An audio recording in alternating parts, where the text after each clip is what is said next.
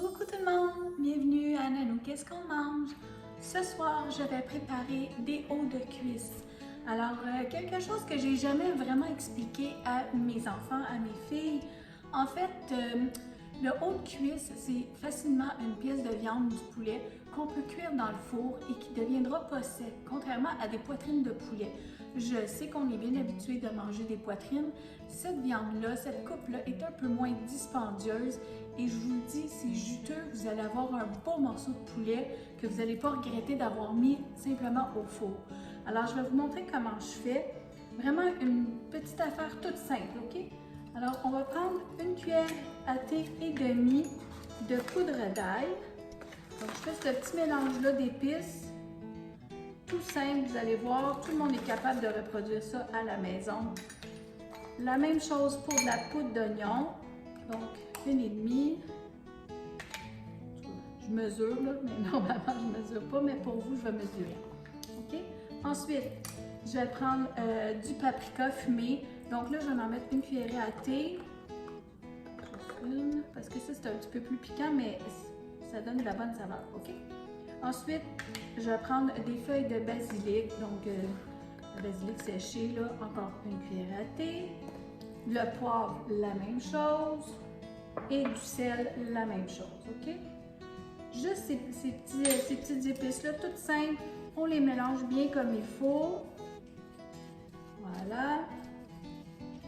Et on les met de côté. Là, je vais prendre ma tôle à cuisson. J'ai un papier parchemin dedans. Ça, c'est mes hauts de cuisse. Normalement, c'est un paquet de 8. Donc, un paquet de 8, ça nourrit facilement une famille de 4. À moins que c'est tous des hommes et que c'est des très gros mangeurs. Alors, moi, j'aime bien ça, les hauts de cuisse comme ça. Vous voyez, c'est toute de la belle viande. Alors, on la dépose direct sur le papier parchemin. Vous n'avez pas besoin de corps gras.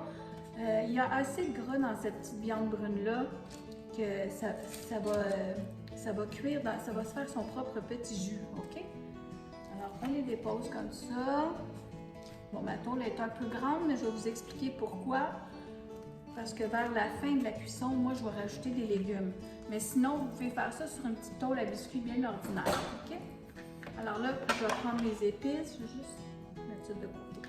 Parce que je vais en avoir de besoin pour les tourner de bord. Alors là, tout ce que je fais, je mets des épices dessus. Ces petites épices-là, bien ordinaires. Donc, j'en dépose un peu.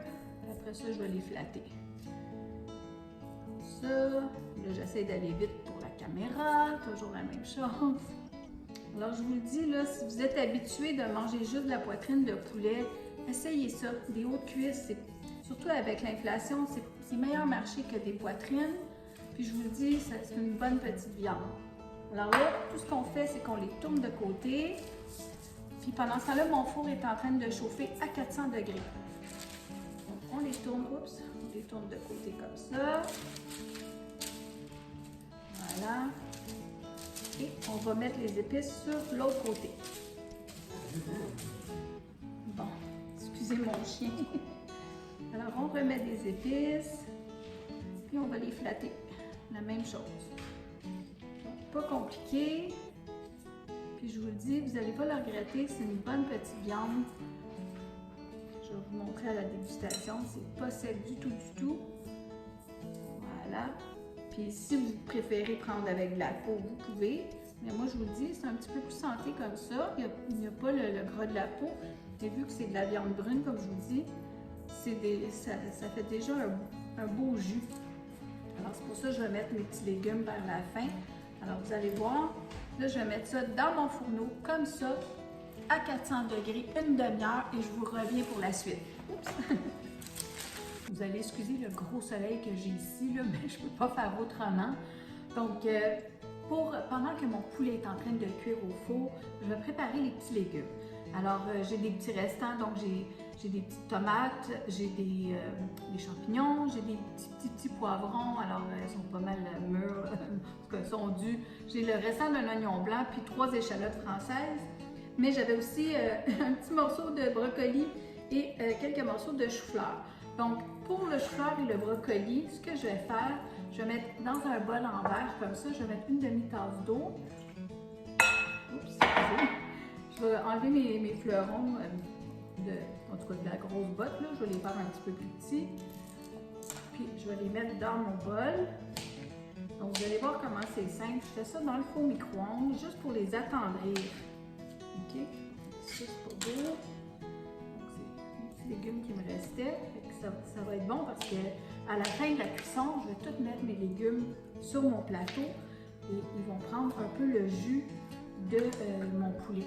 Alors vous allez voir. Mais le chou-fleur et le brocoli, c'est un peu long à cuire. Donc c'est pour ça que je vais les attendrir dans le four micro-ondes. Alors je mets un petit peu d'eau dans le fond comme ça. Pas compliqué. Je vais mettre ça à intensité high, donc au plus haut. Et puis je vais mettre une assiette par-dessus. Mon assiette est là. Je vais mettre une assiette comme ça dans le four micro-ondes pendant 5 minutes, juste pour les attendrir. Et ensuite, quand mon poulet va être à moitié prêt, ben, plus que la moitié, je vais vous dire, dans une demi-heure, là, je vais rajouter mes légumes dedans avec ces légumes-là. Donc, je continue. Mes petits légumes, mais je veux quand même vous montrer qu'est-ce que ça a l'air. Je ne sais pas si vous voyez un peu le jus qui coule, là. Vous voyez comment le poulet n'est pas sec. Alors, je vais juste en prendre un pour vous montrer. Regardez comment c'est juteux. Fait que c'est ça, c'est de la viande brune. Dans le fond, c'est pas comme la viande de poitrine, c'est blanc. Mais c'est tellement savoureux, je vous le dis, là. Regardez, c'est cuit, c'est super bien cuit.